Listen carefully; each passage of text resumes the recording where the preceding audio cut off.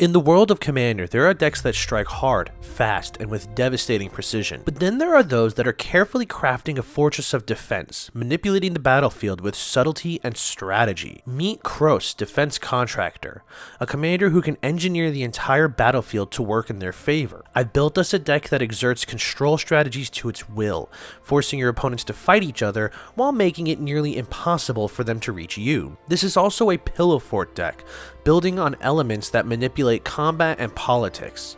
Kros' abilities don't simply protect us, they help us become the puppet master at the table, pulling strings and weaving a tangled web of defenses so dense that opponents can't help but turn their aggression elsewhere.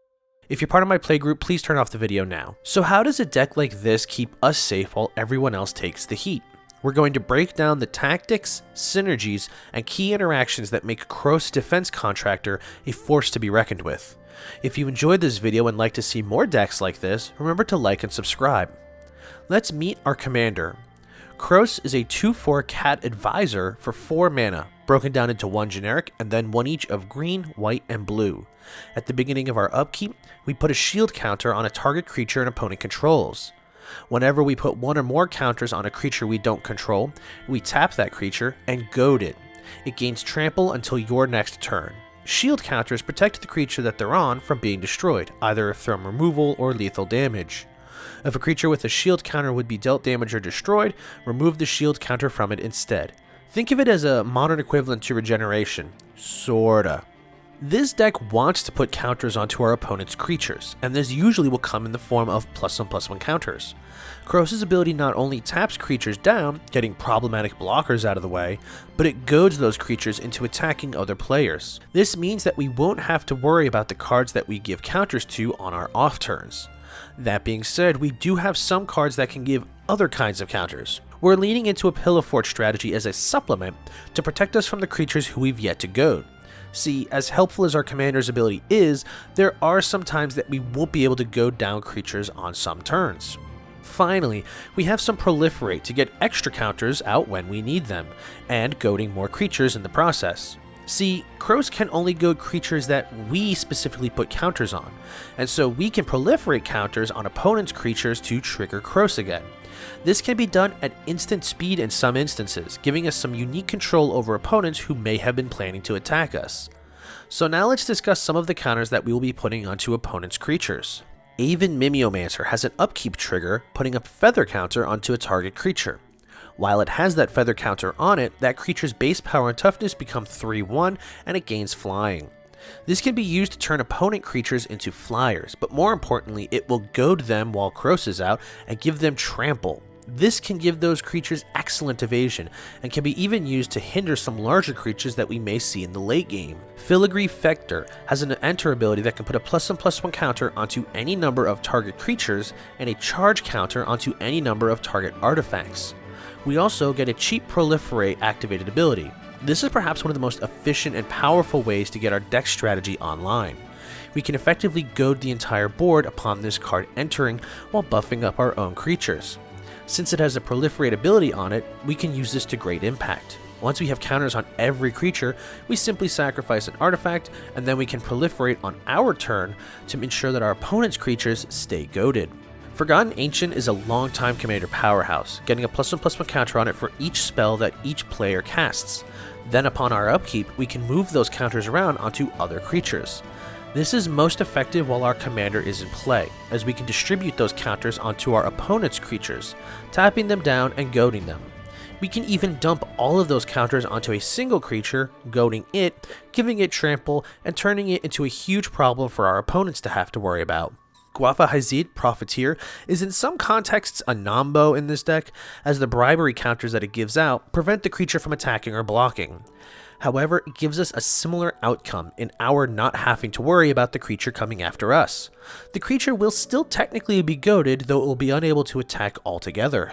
Nil's Discipline Enforcer lets us put a +1/+1 counter onto 1 creature on each opponent's battlefield, which will of course goad them and give them trample, but what's more effective is the second ability. Creatures with counters on them cannot attack us or planeswalkers we control unless their controller pays X, where X is the number of counters on each individual creature.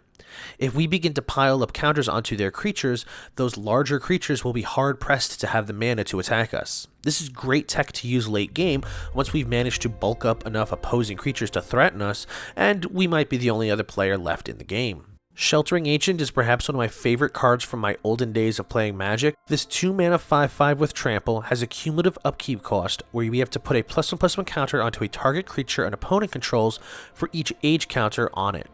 On the first turn, we'll put 1 counter on a creature. On the second turn, we'll put 2 counters. And since this cost is paid individually for each age counter on the Ancient, we can give out counters to multiple individual creatures and goading them should our commander be out.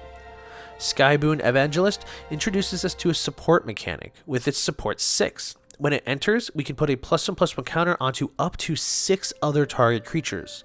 Lastly, whenever a creature with a counter on it attacks one of our opponents, that creature gains flying until the end of turn.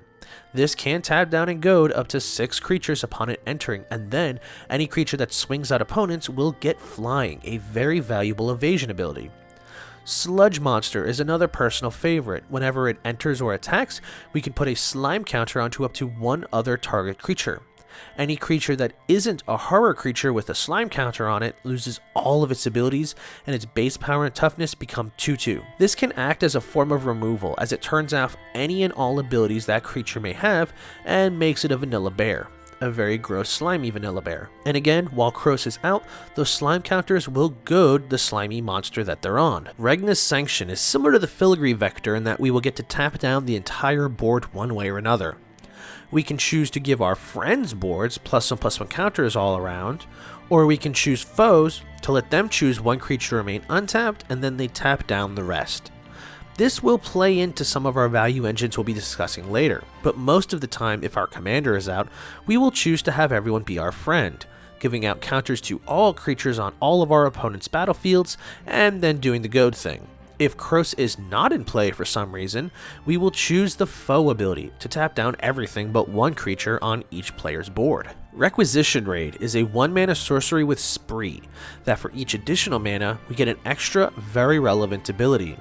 We could destroy artifacts and enchantments, but even more importantly, we could put a +1/+1 counter onto each creature a target player controls. We could use this in all sorts of applications. We could tap down opponents' battlefields if Kros is in play, helping set us up to take a player out. We can use this to bulk up our own board state. And in a pinch, this works as very relevant removal. Bounty Board is technically a mana rock, but it has some very relevant extra spice. We can pay 1 mana, tap the board, and put a bounty counter onto a target creature at sorcery speed. Now, whenever a creature with a bounty counter on it dies, each of its controller's opponents gets to draw a card and gains 2 life. I love this for table politics. We can put a bounty counter on whatever the biggest problem creature is, which while Kros is around will also then become goaded, and then our opponents will enjoy some jolly cooperation in working to remove the creature for some card draw. Contagion Clasp drops a -1/-1 counter onto a creature as it enters, which is value with our commander, but what I like this for is for the repeatable instant speed Proliferate. We can use this strategically, proliferating on opponents' turns to tap down everything with a counter on it, protecting us for a turn cycle, or we can do this on our turn to give our board much more unblockability. Oblivion Stone is my favorite board wipe in the deck. For 3 mana we get an artifact that can put fate counters onto target permanents. Then we can sacrifice the Oblivion Stone to blow up everything that doesn't have a fate counter on it. This has such a unique role in this deck as we're able to use it as leverage against opponents. Give a fate counter to their most valuable creature on the conditions that their creature goes elsewhere. Power Conduit lets us move around counters on our cards. We can remove a counter from a permanent we control to put either a charge counter onto a target artifact or a +1/+1 counter onto a target creature. This is great to use in a pinch if an opponent needs one of their creatures tapped down and goaded. We can remove a counter off of one of our cards to give a +1/+1 counter to a problem creature. Evolutionary Escalation gives out 3 +1/+1 counters to one of our creatures and 3 to one of our opponents. This will not only do the goad procedure, but it will make that creature substantially larger and much more of a threat. Solitary Sanctuary enters and gives a target creature a stun counter after tapping it. This is one of our payoff cards, giving us a +1/+1 counter onto one of our creatures whenever we tap an opponent's untapped creature. Tolarian Contempt is perhaps the strongest of these, putting a rejection counter onto each creature our opponents control. At the beginning of our end step, for each opponent, we choose up to one target creature they control with a rejection counter on it, and then that creature's owner puts it on the top or on the bottom of their library. This is very relevant removal and a fantastic way to put the board on lockdown for our endgame. So now that we've found ways to give our opponents plenty of counters, we should take advantage of the value that Kros brings by tapping those creatures down and goading them. Generous Patron enters and supports 2, giving up to 2 target creatures a +1/+1 counter each. Whenever we put 1 or more counters onto a creature we do not control, we draw a card. Looking at some of the cards like Tolarian Contempt, we will draw a ton of cards off of this ability. It is a mandatory draw, so you do need to play this card tactically to not deck yourself out by overdrawing. That being said, this is perhaps one of the most important cards to keep in your deck. Every time we put counters onto opposing creatures, be it through abilities like Proliferate triggers, we can draw multiple cards. In my build, I'm not running Ristic Study simply because cards like this manage to draw us far more cards without bringing the attention of the table upon us by playing a known powerhouse. The world we live in where I don't need Ristic Study in a commander deck because I can outdraw it. Hilda of the Icy Crown gives us value whenever we tap untapped creatures that our opponents control. For 1 mana, we can either create a 4/4 elemental, we can put a +1/+1 counter onto each creature we control, or we can scry 2 and draw a card. All of these are relevant and powerful abilities, and for 1 mana per creature tapped, this is a very solid payoff. Charade of Numbing Depths is like a more balanced version of the Generous Patron. We get an enter ability that can put a stun counter onto a target creature, preventing it from untapping during its untap step, but it also carries a triggered ability, drawing us a card whenever we tap an untapped creature an opponent controls. This ability will only trigger once per turn, but given that we have multiple ways to do this on opponents' turns, we can easily get this to go off during each player's turn. Verity Circle is perhaps the most powerful card in this deck, drawing us a card whenever an opponent's creature is tapped for any reason besides attacking. Our commander taps down any creature that we put a counter on, so we have numerous ways to tap down opponent creatures, and so this will help us churn through dozens of cards in our deck all on its own. Any card that puts a counter onto each creature an opponent controls will let us draw 1 card per creature. Any mana dork or creature with an activated ability will also draw us a card when they tap. So now we've gotten counters onto our opponent's creatures and we've got our value engines online. How do we maintain battlefield advantage? We proliferate. Proliferate triggers let us give any number of target permanents or players an additional counter of any kind they already have. If our opponent's creatures each have +1/+1 counters on them and have then been thusly goaded by Kros, we can proliferate those counters to make them bigger and goad them again. This is the crux of our strategy as we can maintain control over the board state. Dreamtide Whale is in some ways a trap card.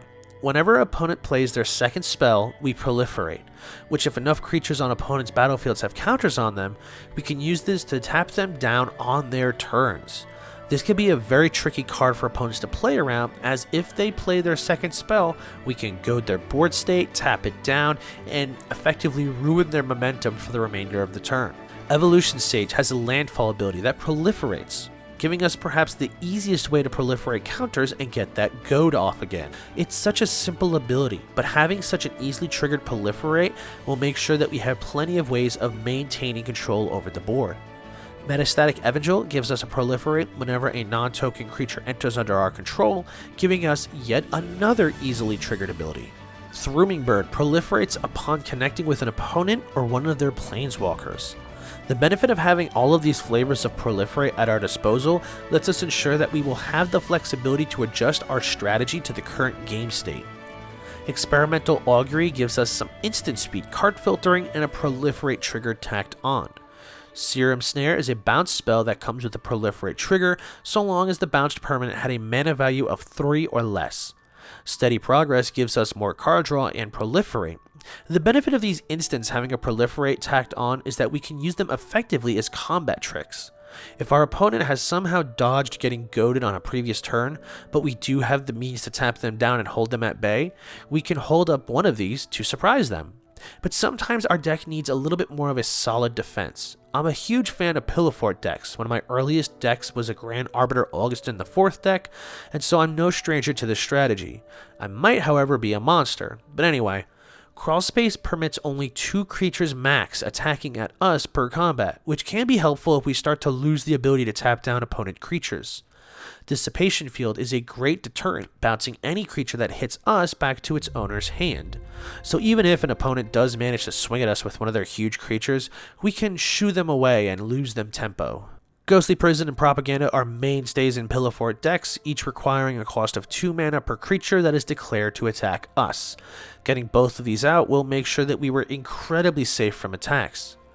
Palliation Accord is a solid bit of spice I'm carrying over from my Feldergriff deck, and it works well with how often we are tapping down opponent creatures. We can stock up on the shield counters on the Palliation Accord, and then when we need to, remove some to protect us from damage. Now, I know what you're thinking, and I will break everyone's hearts when I say that this card did receive some subtle errata. This card's reference to shield counters and its abilities has changed, due to actual shield counters becoming more of a developed mechanic.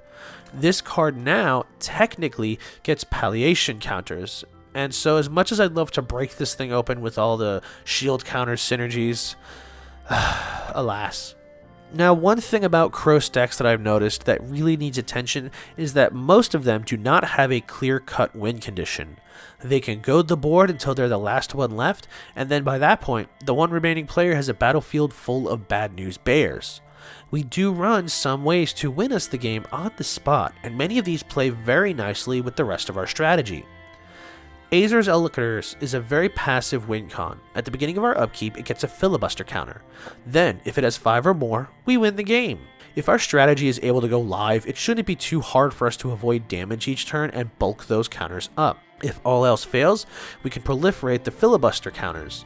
We only need at least 5 to win, and so if we can proliferate far beyond the 5, we can sponge a few hits here and there that may knock it back down to 5. Reign of Power can be a great solution to the main problem this deck has. Once we get down to 1 opponent remaining, it might be tricky to knock them out. We can invest enough resources to bulk up our opponent's board, but how do we deal with them when they're all that's left? This allows us to trade creatures, swapping our creatures with an opponent's. We get all those big creatures that we've bulked up, and then we swing in for game. Yay! Angel's Trumpet gives creatures vigilance, but it also requires that they attack. Any creatures that don't attack get tapped, and then their controller loses life equal to the number of creatures tapped this way. This is another great way to draw cards off of something like Verity Circle, and can be a very subtle way to start taking players out of the game. Duelist's Heritage is a fun kick to the shin to opponents who already have to deal with the huge threats that we've helped encourage.